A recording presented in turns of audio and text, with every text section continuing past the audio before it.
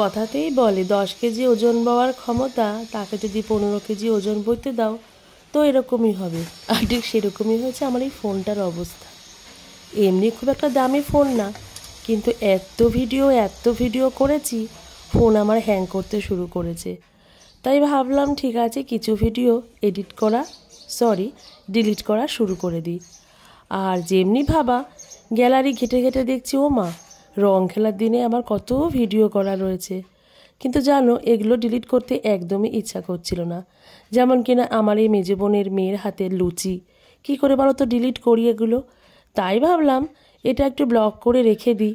আমার ইচ্ছা হলে আমি তো বারবার দেখব, আর তোমাদের যদি একটু ইচ্ছা হয় দেখে নিও। তা তো চ্যানেলটা আমার একটুখানি ভালো জায়গাতেই যাবে, ওই যে আছে না ওয়াচ টাইমটা বাড়বে। দেখো তাহলে রং খেলার দিনটা আমরা কীভাবে এনজয় করেছিলাম। বকবকটা তাহলে এবার আমি কমিয়ে দিই, চুপচাপ আমিও দেখে থাকি। কি দেবো চাবি? বাড়ির বড় ছেলেকে রং দিচ্ছে। হ্যাঁ ঠিকই বলেছি, বাড়ির বড় ছেলেকে। অ্যাকচুয়ালি আমার দেওরের ছেলে ও এই জেনারেশনের বড় ছেলে, আর আমার বর হচ্ছে আগের জেনারেশনের বড় ছেলে। তাই বললাম বাড়ির বড় ছেলে আর এক বড় ছেলেকে রং মাখাচ্ছে। আর এই গুড়ি মেম্বারগুলো কারা বলো তো? আমার ছোটো মেয়ে, ছোটো বোনের মেয়ে, মেজো বোনের মেয়ে। অ্যাকচুয়ালি রং খেলার দিন ওরা আমাদের বাড়িতেই চলে আসে। ছোটো বোনের হচ্ছে বাড়ি নয় ফ্ল্যাট, আর মেজো বোনেরও হচ্ছে বাড়ি, কিন্তু সেখানে রং টং এরকমভাবে খেলা হয় না। তো যেহেতু আমাদের পাড়াতে রংটা বেশ খোল্লা খেলা হয়, তো প্রত্যেকবার রং খেলার সময় ওরা চলে আসে। আর খুললাম খেলাটা কীরকম হয় এবার তাহলে তোমরা দেখতেই থাকো। না আর বকবক করবো না। আর আমাকে যেখান থেকে পেরেছে রংটা মাখিয়ে গেছে। কেন বলো তো? ওই যে ভিডিও করার প্রবণতা আমার এতটাই বেশি, এক হাতে যেহেতু ফোনটা ধরা ছিল, তো সবাই ভাবছে ঠিক আছে দুটো হাতে ব্যবহার করতে পারছি না, মানে কাউকে মাখাতে পারছি না, কিন্তু সবাই একাধারে আমাকেই মাখিয়ে গেছে।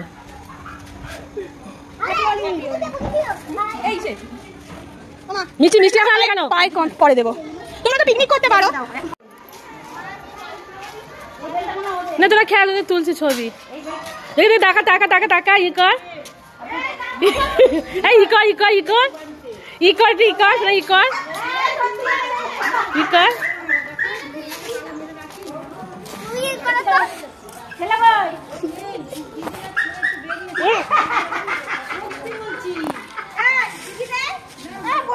এদিকে দেখো সবাই যখন রং খেলতে পুরো ব্যস্ত, আমি গুটি পায়ে খানিকটা এগিয়ে আসলাম।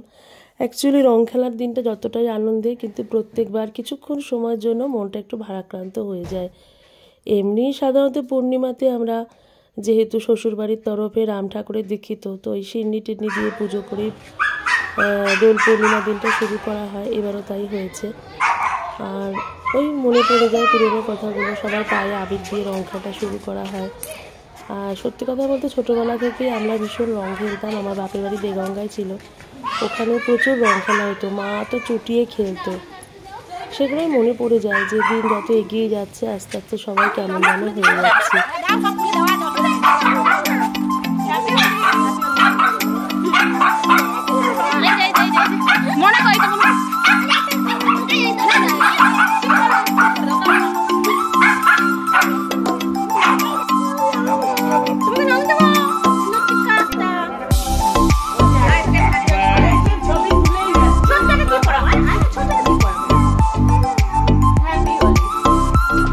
সবাই বলো হ্যাপি হোলি।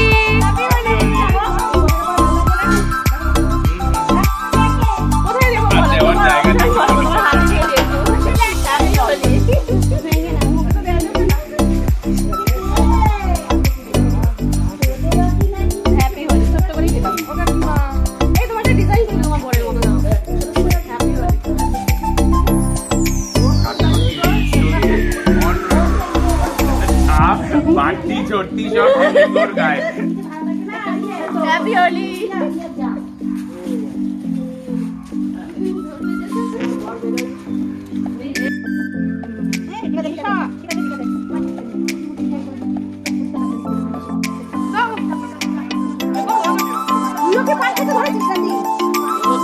দিও না,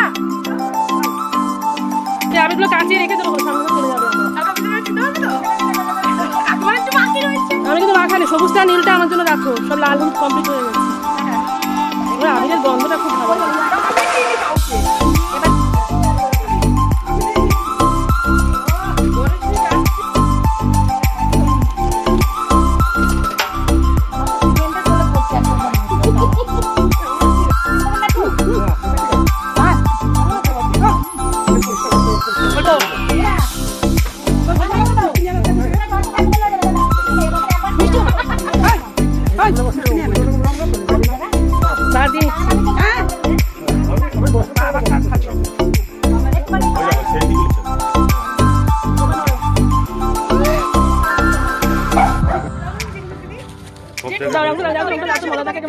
দাঁড়াও হ্যাঁ তোমার মাথায় ভালো মতন হলো ও বেরিয়ে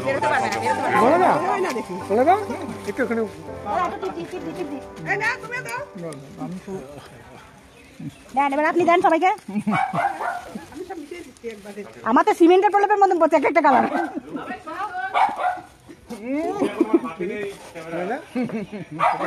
হাতটা নষ্ট হবে হাতটা ধুয়ে সবার ছবি তুলতে হবে এদিকে দেখো আমাকে এমনভাবে রং মাখিয়েছে যে আমি একটা মিষ্টি খাবো তার উপায় নেই। হা করলে মিষ্টির পরিবর্তে পুরো আবেগটা আমার মুখে ঢুকে যায়। এদিকে দেখো আমাকে এমনভাবে আগে মাখিয়েছে আমি তো হাত চলে ভয় পাচ্ছি। সবাই মিষ্টি নিয়ে এরকম প্রথমে ডলিদি বলে একজন সে প্রথমে আবির নিয়ে মিষ্টি নিয়ে বেরোয় আমাকে ডাকে। তারপর আমার পাশে সমাধি আছে বেরোয়। যদি এবার রংটা খুব একটা হয় পাড়ার মধ্যে দু একজন এবার ছিল না, তারা বেড়াতে গেছিল। সবাই মিলে মোটামুটি আনন্দ করেছি। হ্যাপি হোলি সেই মাখাতে হয় বিয়ের রং তিন দিনেও উঠবে না। আরে বাবা রে সবিক বাবা ভালো করে মা কাবির বছরে আমার বলে আমার এইটারে আমি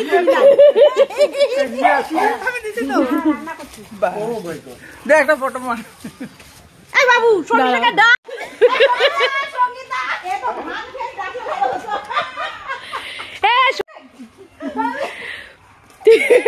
সঙ্গীতা আমার জিনিস কে তুই আনছো গো তুমি আনছো কিছু এই মিষ্টি নিয়ে বললে হবে না মান্তু যেখানে রয়েছে এই দিদিকে দিয়েছো দিদিকে দিয়েছো দিয়ে কি আপনাকে দিই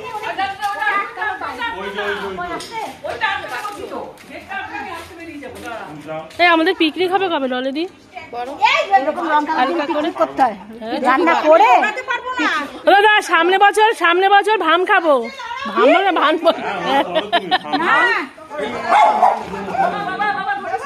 একদম না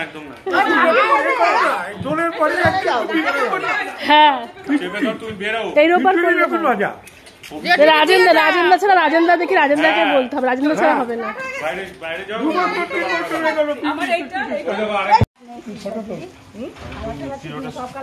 ফটো তুলবো এখন তোমাকে মিষ্টি ওটা আনতে হবে। দাঁড়াও তুমি তাহলে আসো। এই সামনে বছরে আমরা নাইটি পরে বেরোবো না। এবার ঢোকা আমি আমাকে 2 মাস বোধহয় দিয়েছিলাম 10 দিন খাওয়ার পরে ছেড়ে দিয়েছি আবার দেখা দিই আবার পরে আবার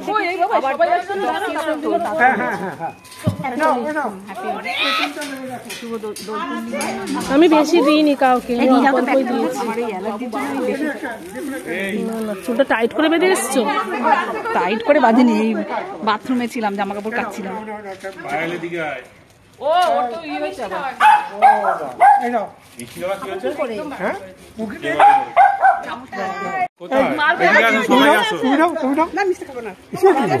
এই ফোনটা রাখো না,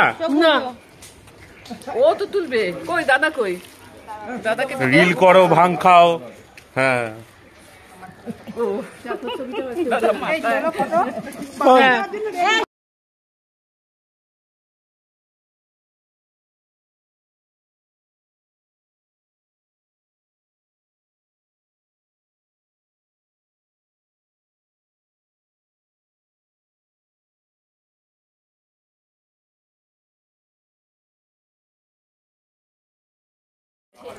এদিকে রাখো রং খেলা মোটামুটি শেষের দিকে, তো ভাবলাম সবাই মিলে একটু সেলফি টেলফি তুলে নেওয়া যায়।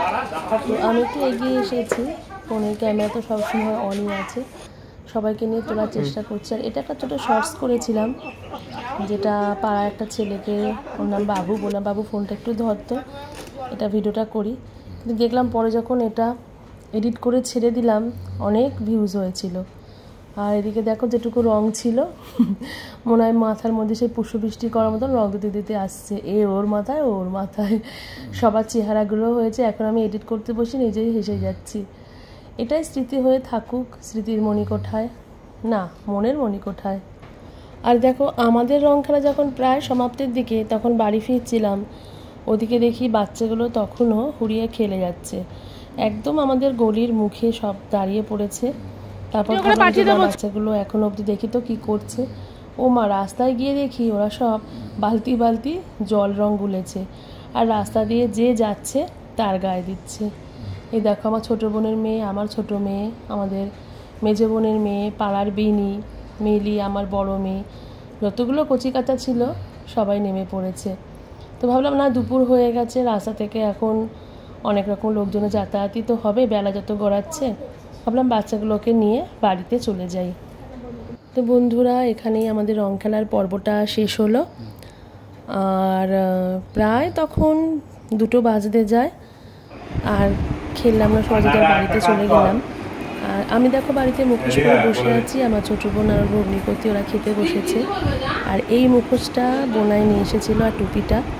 তো বাচ্চারা তো খেলতে চলেই গিয়েছিল, ভাবলাম এটা পরে আমি একটু ফটো শ্যুট করে নিই, তো সেটাই করলাম। আর তো বন্ধুরা, কেমন লাগলো আমার এই ব্লগটা অবশ্যই কমেন্ট করে জানিও। সবাই ভালো থেকো, সুস্থ থেকো, অপেক্ষা করো পরবর্তী একটা ব্লগের জন্য। আর একটু কমেন্ট করো।